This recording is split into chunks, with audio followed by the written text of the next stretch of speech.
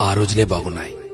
టెన్షన్లు, ఒత్తిళ్లు, డబ్బు సంపాదన ఇలా అతిగా ఆలోచనలు లేకుండా ఉన్నంతలో కుటుంబమంతా కలిసి ఆనందంగా గడిపిన ఆ రోజులే బాగున్నాయి.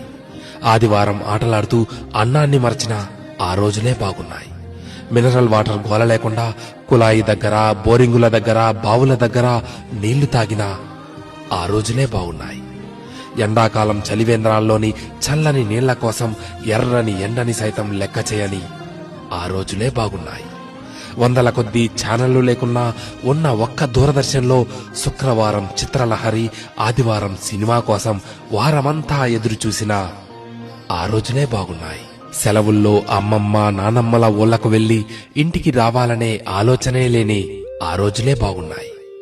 ఏసీ కార్లు లేకున్నా ఎర్ర బస్సుల్లో కిటికీ పక్క సీట్లో నుండి ప్రకృతిని ఆస్వాదించిన ఆ రోజులే బాగున్నాయి. మొబైల్ డేటా గురించి ఆలోచించకుండా బర్త్డే డేట్ గురించి మాత్రమే ఆలోచిస్తూ చాక్లెట్లు పంచిన ఆ రోజులే బాగున్నాయి. మటన్ బిర్యానీ, చికెన్ బిర్యానీ లేకున్నా ఎండాకాలం వచ్చిందంటే మామిడికాయ పచ్చడితో అందరం కలిసి కడుపు నిండా అన్నం తిన్న ఆ రోజులే బాగున్నాయి. ఇప్పుడు జేబు నిండా కార్డులున్నా, పర్సు నిండా డబ్బులున్నా అమ్మ కొట్టుకు పంపితే మిగిలిన చిల్లరను కాజేసిన ఆ రోజులే బాగున్నాయి.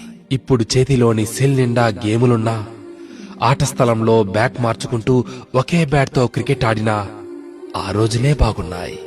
ఇప్పుడు బీరువా నిండా జీన్స్ ప్యాంట్స్, టీషర్ట్లు ఉన్నా 2-3 నిక్కర్లతో, కురచ షర్ట్లతో బడికి వెళ్లిన ఆ రోజులే బాగున్నాయి.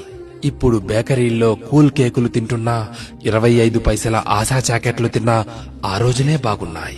ఇప్పుడు రకరకాల ఐస్ క్రీంలు చల్లగా నోట్లో నానుతున్నా, నాన్నమ్మ, అమ్మమ్మల చీర కొంగు పైసలతో పొల్లైసు కొనుక్కు తిన్నా ఆ రోజులు ఎంతో బాగున్నాయి. పొద్దుపోయేదాకా పొలంలో పనిచేసుకొని ఎలాంటి చీకో చింత లేకుండా ఇంటికి చేరుకొని చందమామను చూస్తూ నిద్రలోకి జారి కమ్మని కలలు కన్నా ఆ రోజులే బాగున్నాయి. నిజమే, ఆ రోజులే బాగున్నాయి కదూ.